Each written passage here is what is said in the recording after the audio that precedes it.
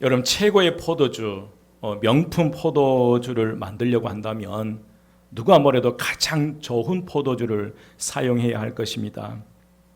그런데 여러분 실제로 명품 포도주를 만드는 장인이 찾는 가장 좋은 포도는 기름지고 풍요로운 땅에서 자라는 것이 아니라 오히려 척박한 환경에서 수많은 어려움을 이겨내고 자란 포도로 만든 포도주가 최고의 포도주가 될 수 있다고 합니다. 인간의 삶에서도 평탄한 것만이 결코 좋은 것만은 아니더라고요. 힘들고 어려운 환경을 이기고 극복한 사람만이 진정한 명품 인생의 삶을 살 수 있습니다. 여러분 신앙도 마찬가지더라고요.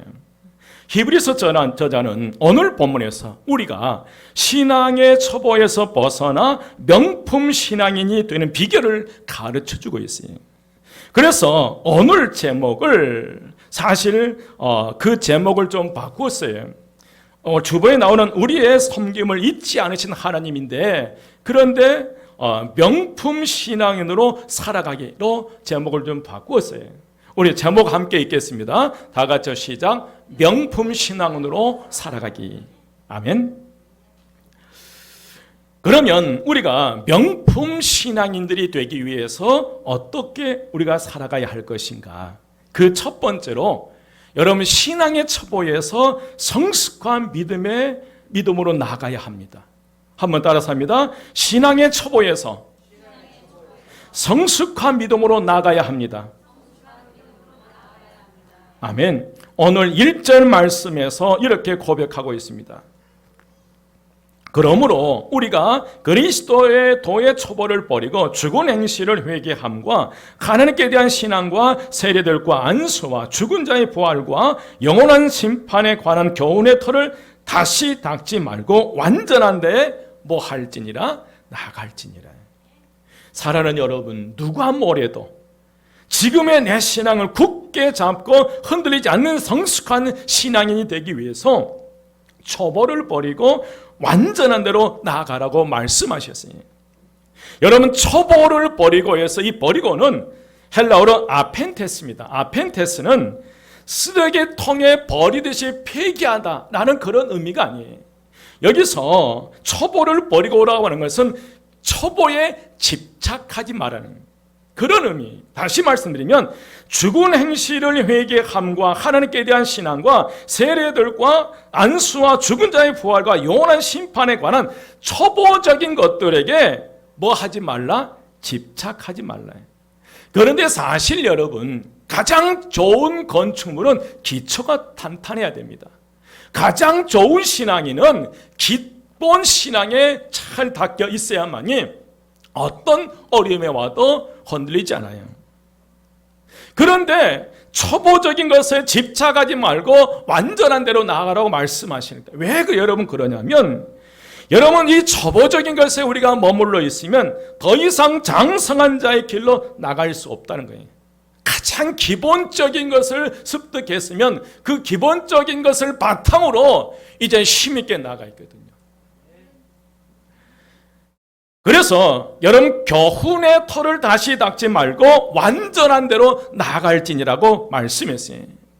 여기서 완전한 대로라고 번역된 이 헬라어 텔레이오테스는 아무 흠이 없는 무결한 상태를 의미하지 않아요.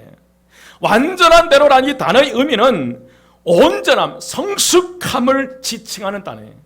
완전함이라고 하는 것은 아무 흠이 없는 무결한 상태를 의미하는 것이 아니라 우리가 더 온전함과 성숙함으로 나아감을 상징하는 단어예요.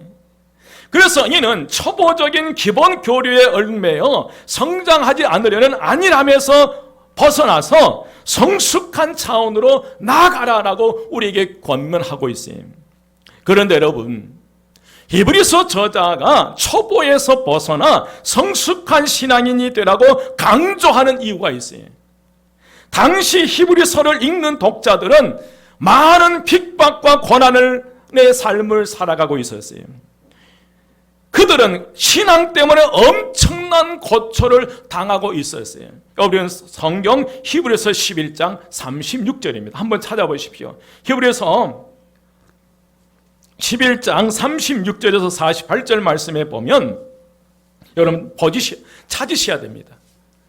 꼭 성경을 가지고 다니시고요. 제가 36절에서 38절 봉독해 드리겠습니다.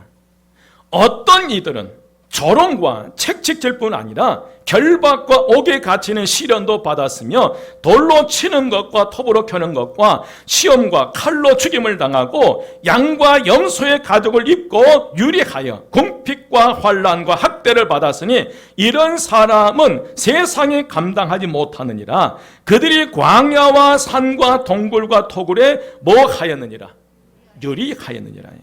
여러분, 예수 믿는 것 때문에, 신앙을 포기하지 않는 것 때문에 그들은 온갖 조롱을 당하고 책찍질을 당하고 감옥에 갇히기도 했어요. 그것뿐만 아니었어요. 돌에 맞아 죽기도 하고 톱으로 잘려 죽기도 하고 칼에 살해를 당하기도 했고 양이나 염소의 가죽을 쓰고 아무것도 먹을 것이 없는 광야로 내쫓겨서 굶어 죽어가기도 했다는 거예요. 살아남은 사람도 광야와 산속에서 산속과 같은 깊은 토굴을 전전하며 도망자 생활을 해야 했어요. 참으로 비참한 삶을 살아가야 했던 이들이 바로 초대 그리스도인들입니다. 그런 가혹하고 비참한 삶을 견뎌내지 못한 사람들 가운데서는 신앙을 버리고 배교하는 일들이 일어났어요. 신앙을 예수 믿는 너무 힘드니까 예수 믿는 것 자체를 포기해버리는, 배교하는 사람들이 있었어요.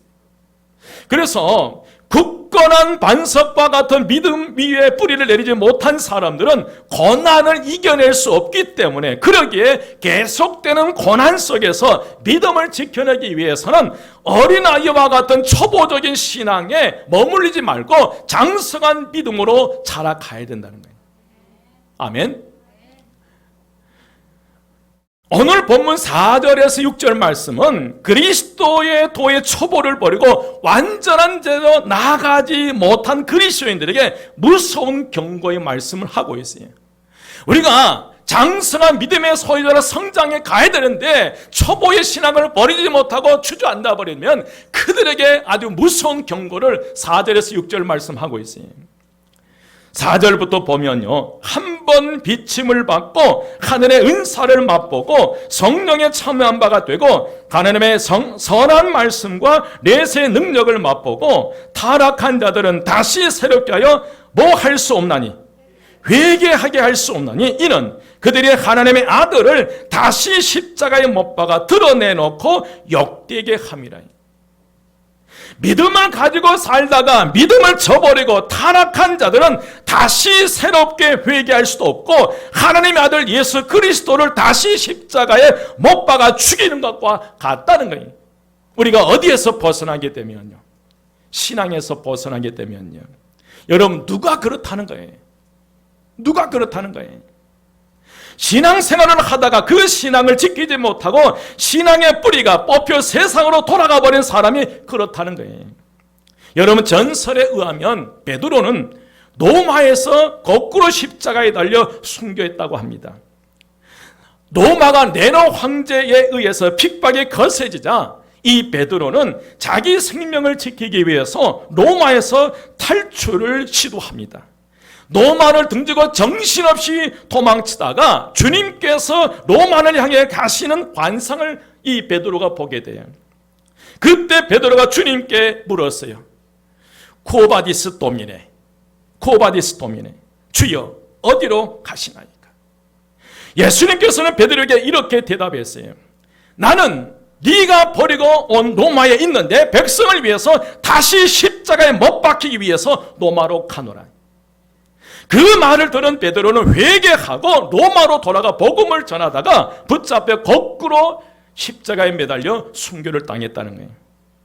사랑하는 여러분, 우리가 하나님의 은혜를 마음 깊은 곳에 간직하고 살아간다면 우리는 신앙의 초보에서 벗어나 성숙한 신앙으로 자라갈 수 있어요.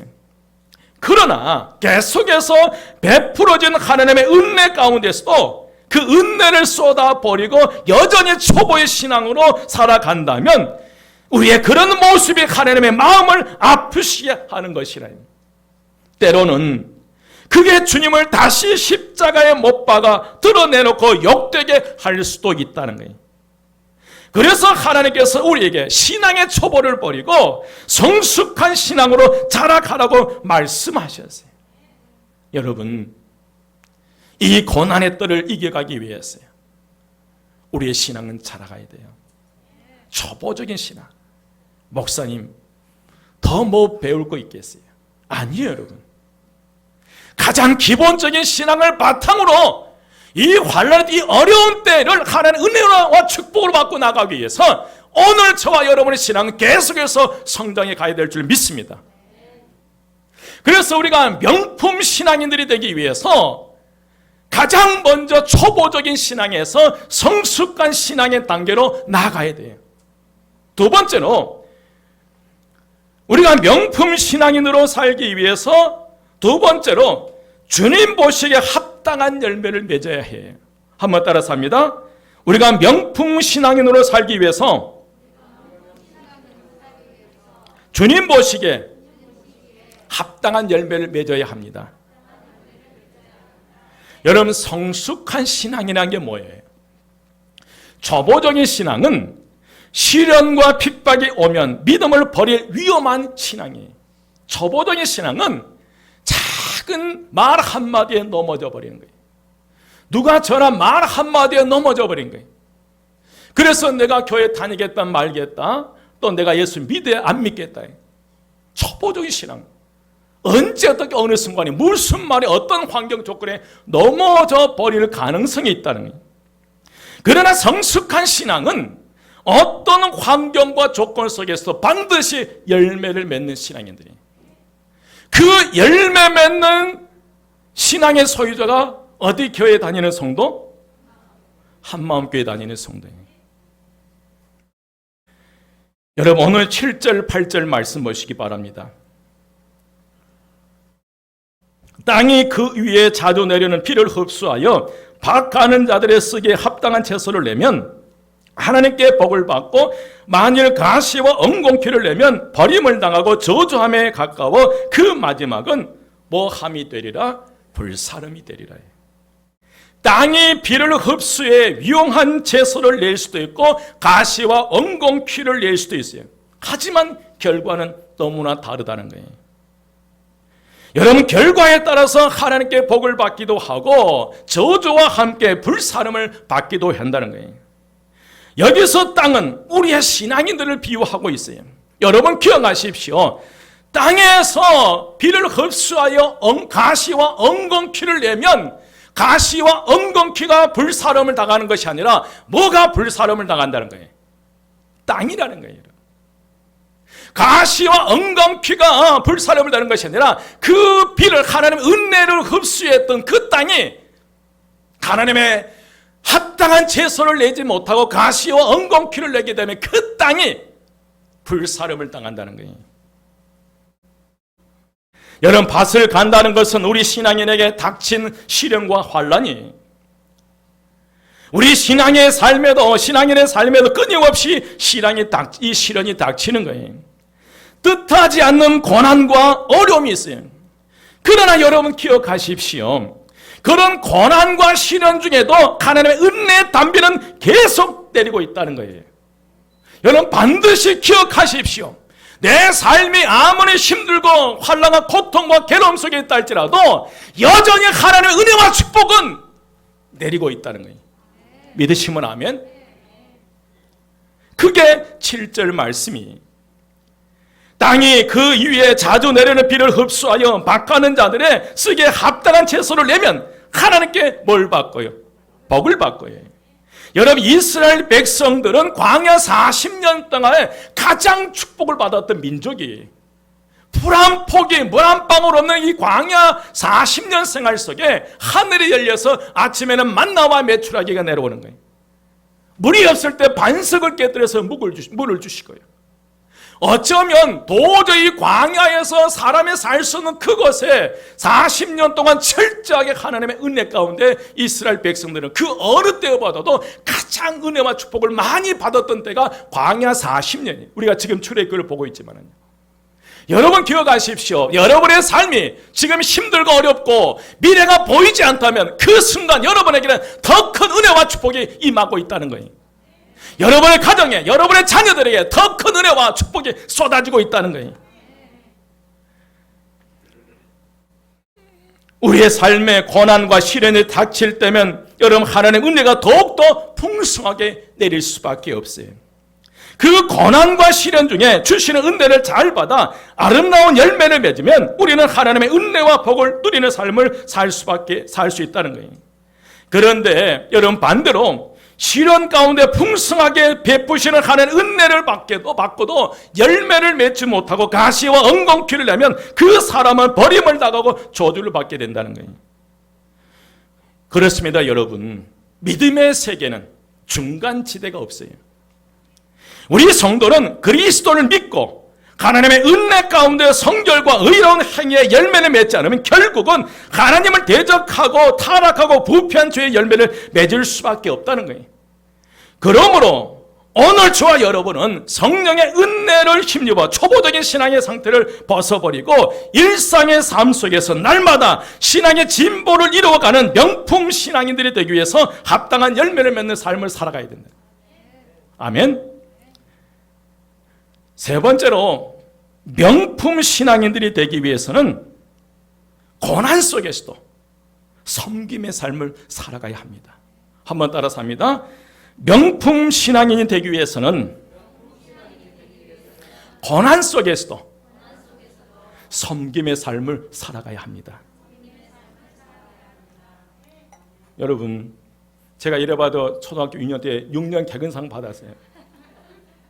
중학교 3년 동안 개근상 받았고. 그런데 하나 이상한 것, 선생님이 여러분 결석하는 아이들이 혼이 나요? 결석 안 하는 아이들이 혼이 나요? 결석을 안 했는데 늘 꾸중을 들어요. 저 어렸을 때만 해도 결석하는 일이 많았거든요. 오다가 추수해야 했는데 아이들이 부모의 붙잡히고 일하러 가다 보니까 결석하는 일들이 많아요. 그런데 꼭 꾸중 두는 아이들은 누가 꾸중 들어요? 결석한 아이들은 선생님 그런 말 한지도 몰라요. 그런 것처럼 여러분, 왜 그렇습니까? 결석을 안 한 아이들에게도 벌을 주는 것은 앞으로 결석을 하지 못하게 하는 효과가 있다는 거예요. 혹시 이 가운데 또 뭐 할까 봐서, 결석할까 봐서 선생님이 꾸준하는 거예요.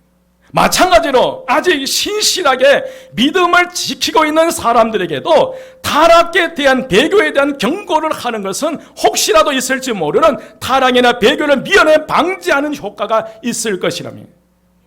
그렇지만 마치 그들이 배교를 했거나 믿음의 초보 단계에 있는 것처럼 책망을 하고 보니까 좀 미안한 생각이 드는 거예요.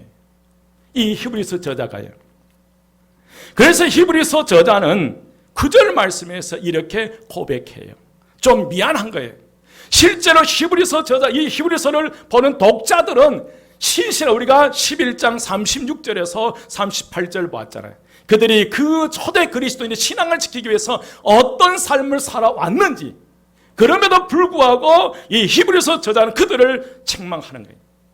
그 목적은 혹시 그들 가운데 배교하는 사람이 나올까 봐서요.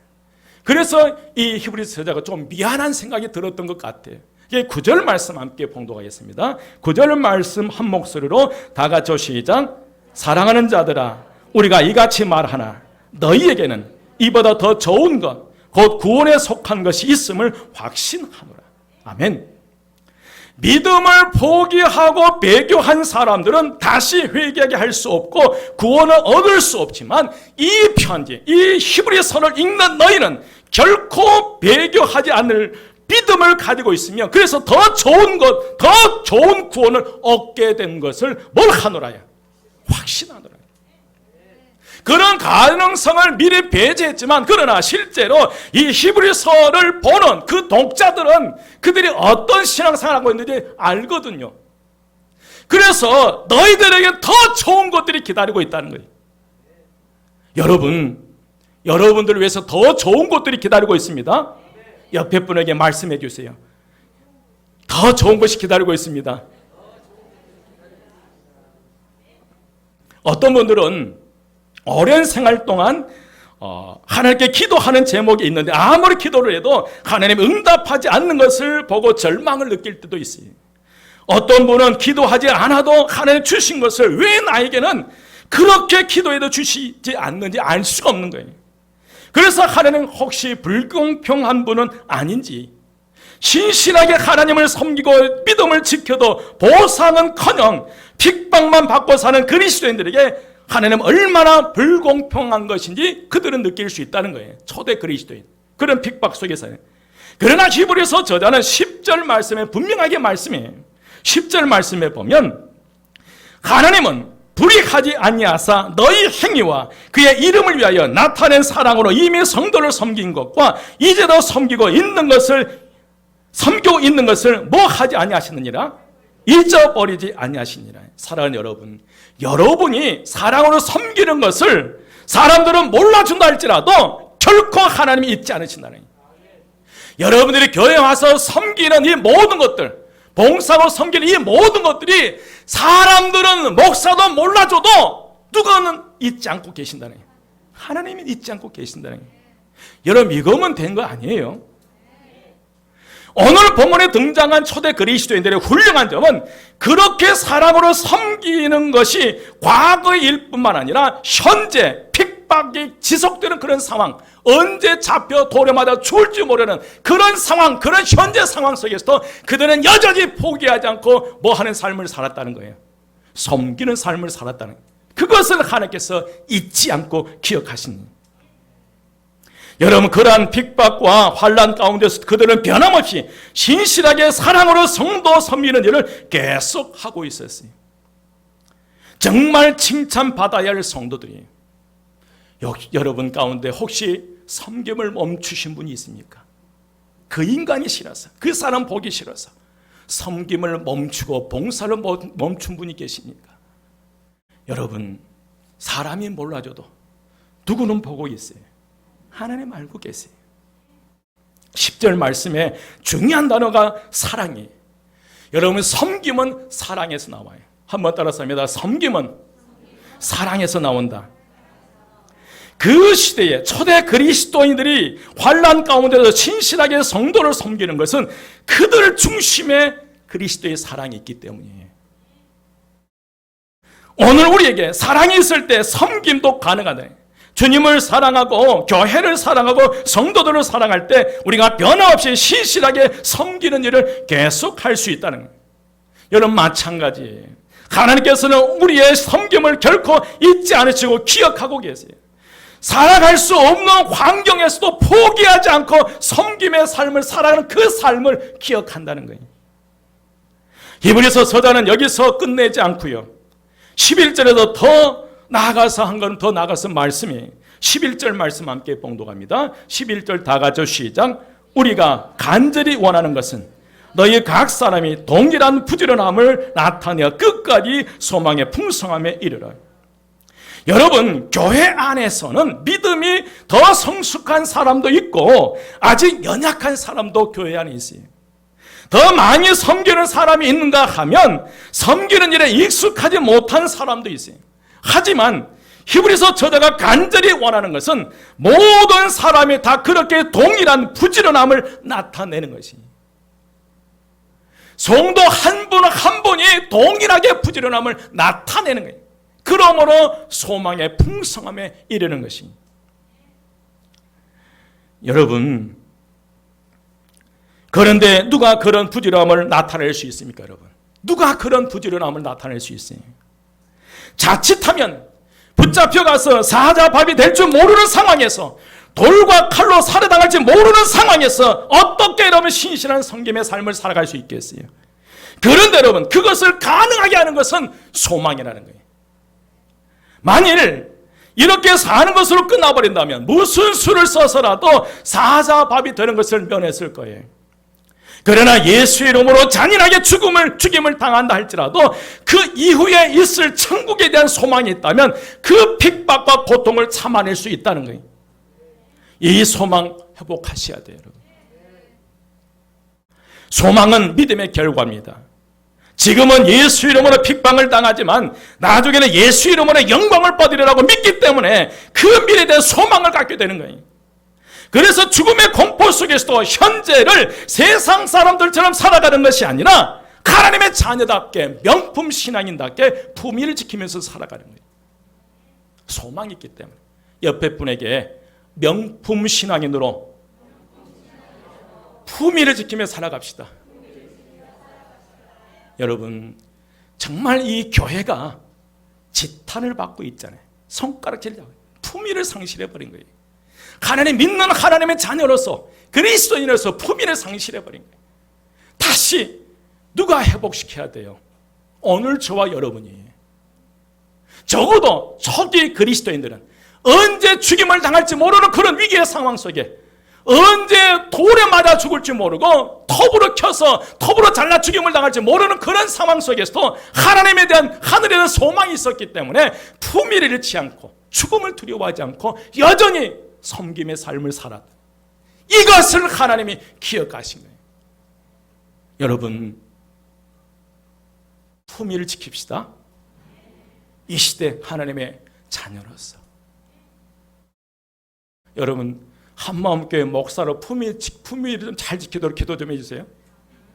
한마음교회 장로님으로, 한마음교회 권사님으로, 한마음교회 안수집사, 한마음교회 집사님으로 품위를 잘 지켜갈 수 있도록 우리가 서로 위로하고 격려하고 사회에 나가서는 칭찬하고 격려할 때 스스로 우리가 지켜나가는 거예요.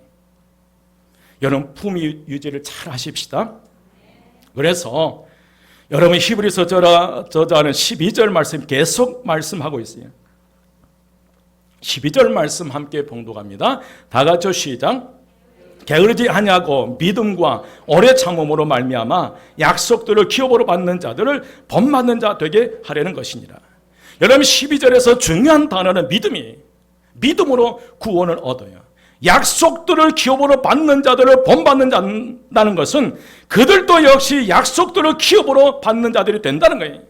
그래서 약속하신 것을 기업으로 받게 하는 것은 믿음입니다. 하나님이 아브라함에게 약속하셨을 때 아브라함이 하나님을 믿으니 이를 그의 의로 여기셨다고 창세기 15장 6절 말씀에서 하고 계세요. 하나님께서 약속하시는데 믿지 못한다는 것은 하나님이 그 약속을 이루실 것을 믿지 못하기 때문에 그래요. 여러분, 하나님이 자꾸 거짓말을 하시고 약속 어긴 분이라고 생각해도 우리는 믿을 수 없을 거예요. 그러나 하나님은 전지전능하시고 신실하셔서 약속하신 것을 반드시 이루신다는 것을 알고 믿어야 우리는 하나님의 약속을 믿을 수 있으리라 믿습니다. 그렇지만 여러분, 이 로마 유대의 초기 그리스도인들은 이 하나님의 약속을 믿지 못하는 그런 두려움이었어요. 대단히 그 하나님의 약속을 눈앞에서 함께 있었던 그 자녀가 죽어가고 부모가 죽어가고 함께 예배는 그 믿음의 형제 자매들이 언제 붙잡혀 죽어갈지 모르는 그런 상황에서 하나님의 약속을 붙잡으라는 거예요. 여러분, 그게 가당치나 해요. 내 눈앞에 형제들이 죽어가고 있는 그 순간 어떻게 그 하나님의 약속의 말씀을 붙잡으라는 거예요. 대단히 믿기 어려웠어요. 여차하면 잡혀가야 했고요. 그래서 사도가 하는 말이 오래 참음으로 말미암아 약속들을 기업으로 받는 자들을 본받는 자가 되라라고 말씀하셨어요. 여러분, 처음에는 믿었는데 아무리 기다려도 상황이 좋아질 것 같지 않아서 중간에 포기하고 믿음을 저버려서 약속을 기업을 받을 수 없게 되는 거예요. 중간에 포기하지 마십시오, 여러분.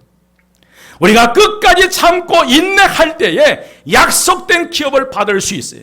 여러분 14, 15절입니다. 6장 14, 15절 꼭 보셔야 됩니다. 14, 15절입니다.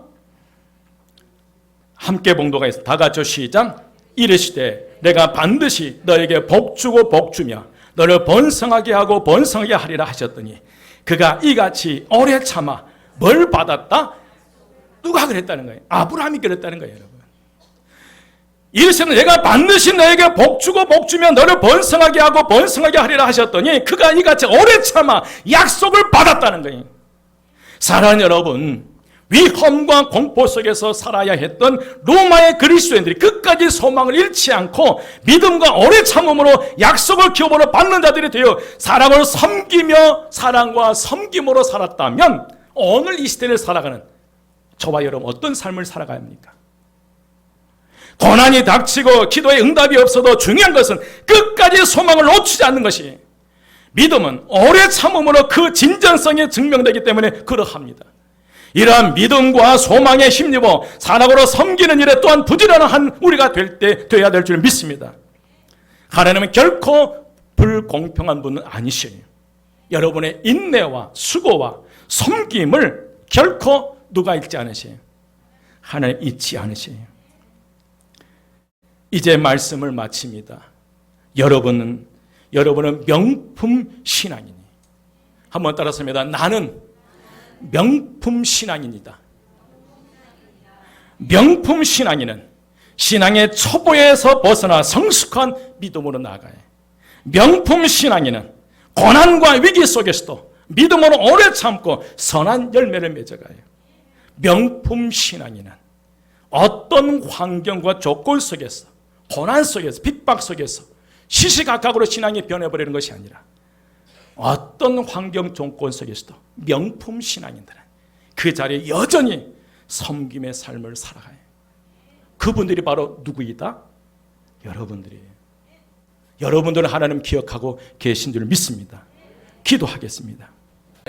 길이요 진리요 생명이 되신 우리 주 예수 그리스도의 은혜와 하나님의 크신 사랑하심과 성령님의 감화 감동 충만 역사하심이 이 땅에서 명품 신앙인으로 섬김의 삶을 살아가기로 다짐하고 결단하는 저희 모든 성도들 머리위와 그의 가정과 그에 속한 모든 것 위에 우리 교회와 이 지역사회와 이 나라의 민족 위에 지금부터 영원까지 함께 하시기를 간절히 축원드리옵나이다. 아멘.